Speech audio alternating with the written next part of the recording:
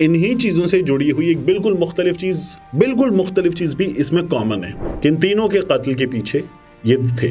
अच्छा। और बड़े सीनियर कॉलम निगार हैं, ये सीनियर तज्जियाकार हैं, चैनल पे बैठते हैं और एक अरसे से बीबीसी ने स्टोरी की, वजाहत साहब ने जो है उसके हवाले से ये लिखा।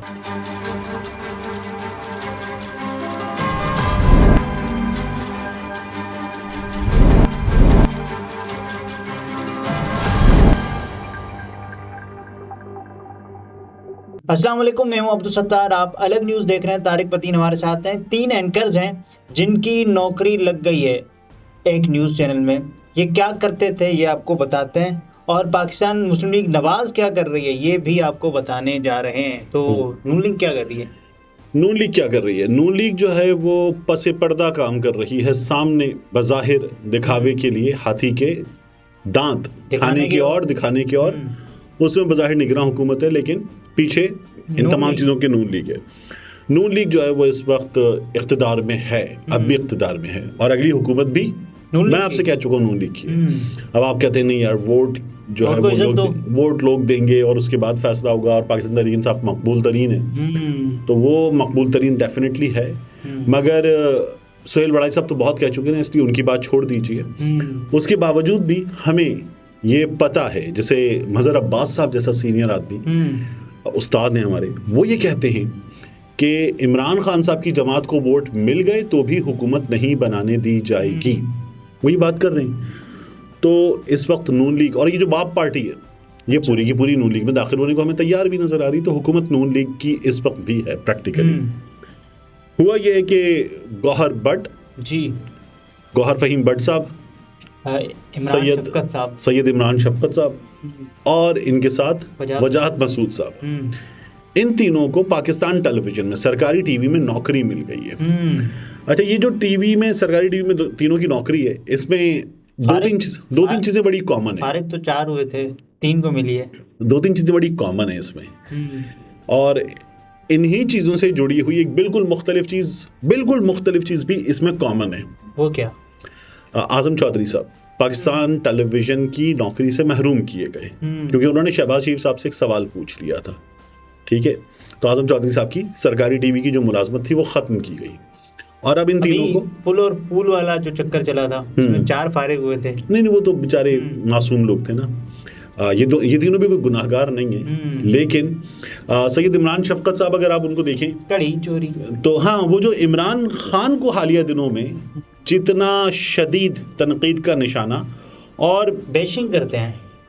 इमरान भाई जो है वो चूंकि 2 चैनल्स में मेरे साथ, दुनिया न्यूज़ में भी, आप न्यूज़ में भी नौकरी कर चुके हैं, और आप न्यूज़ में तो मैं जब प्रोग्रामिंग में वहाँ पर था तो इमरान भाई जो हैं वो बाकायदा वहाँ पे हेड ऑफ प्रोग्रामिंग थे। ठीक है, रऊफ साहब थे हेड ऑफ प्रोग्रामिंग, लेकिन प्रोग्राम का जो कंटेंट वगैरह देखने का काम है, सुपरविजन का, वो इमरान भाई के हाथ में था। डेप्यूटी हेड यही थे। तो इमरान भाई जो है इन्होंने जो कुछ अर्से में टैलिंग्स पर इमरान खान के खिलाफ बातें की हैं, तो मैं बड़े भाई हैं लेकिन इंतहाई अदब के साथ, वो जो उन्होंने कहा था मुँह मुलाहिजा हुआ, और वहाँ पर नाम, वल्द, कड़ी चोरी, वो जो जिस तरह से किया था, या इससे पहले इमरान खान के खिलाफ जितनी स्टोरीज, और गुज़श्ता कुछ दिनों में 3 कत्ल हुए, और तीनों कत्ल में 2 शख्सियात थी, इमरान खान और जनरल फैज़ हमीद का इन्होंने नाम लेकर बताया था। मरीम नवाज शरीफ ने उसे रीट्वीट करके ट्विटर पे शेयर किया था, और उन्होंने कहा कि जो खादिम रिजवी साहब हैं, जज वकार, सेठ वकार साहब, और इनके साथ इन्होंने एक तीसरी शख्सियत जज अरशद मलिक, इनका नाम लिया कि इन तीनों के कत्ल के पीछे ये थे, और ये तीनों क्या हुआ था, कोरोना रिलेटेड डेथ्स थी। ठीक है, लेकिन इमरान खान पे डाल दिया गया ये। अच्छा, वो तो शुक्र है कि ये कानूनी तौर पर कहीं किसी अदालत में उस तरह से नहीं डाला गया, वरना पता नहीं क्या होता, लेकिन ये इन्होंने पूरा इमरान खान पे डाल दिया। गौहर भट्ट साहब का जो काम है वो हाईलाइट उस तरह से हो कि इमरान वायरल हो और चीज़ें सामने आए और उसको इस तरह से डिस्कस किया जाए। नहीं हुआ। लेकिन गौहर भट्ट साहब जो हैं वो एक बड़े अच्छे रिपोर्टर हैं, अपना यूट्यूब चैनल चला रहे हैं, और पिछले कुछ अरसे में, आज मैं ये पहली बार बात कर रहा हूँ, मरीम नवाज शरीफ साहिबा से सहाफ़ियों के एक ग्रुप की मुलाकातें हुई हैं, ये उस ग्रुप में शामिल है। अच्छा, ये पूरा जो ग्रुप है दोस्तों का, और ये मेरे दोस्त हैं, जिस तरह मैं मुस्लिम लीग नून को हमेशा तनकीद का निशाना बनाता हूँ, ये लोग इमरान खान साहब को हमेशा तनकीद का निशाना बनाते हैं। This much is okay. अच्छा, नजरियाती इख्तिलाफ है। ये जो तनकीद का निशाना बनाने में जो 3 कत्ल है, इनके पीछे भी ये शामिल हैं, यहाँ तक गए हैं, मेरे ख्याल है this much is not okay, ठीक है ना। उसके लिए फिर you need to have proof ताकि आप कुछ बात कर सके, लेकिन ये यहाँ तक गए। मरियम नवाज शरीफ साहिबा से इन लोगों की मुलाकातें हुई।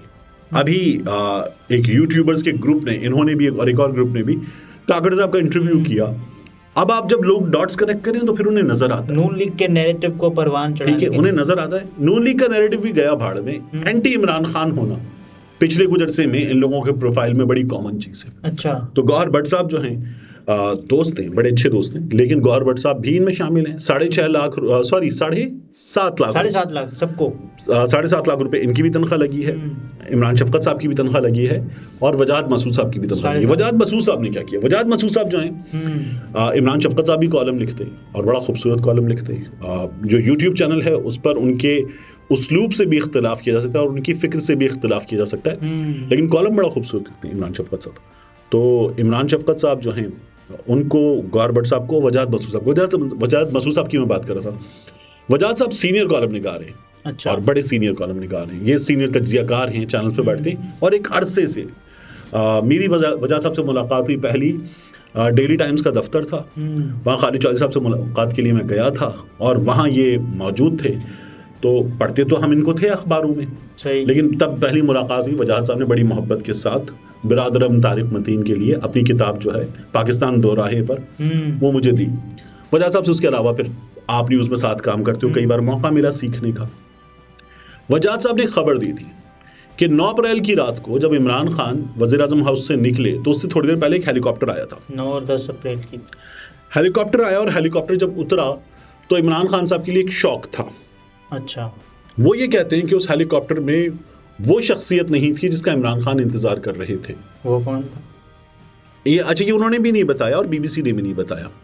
और जो आए वो इमरान खान साहब के लिए शॉकिंग थे।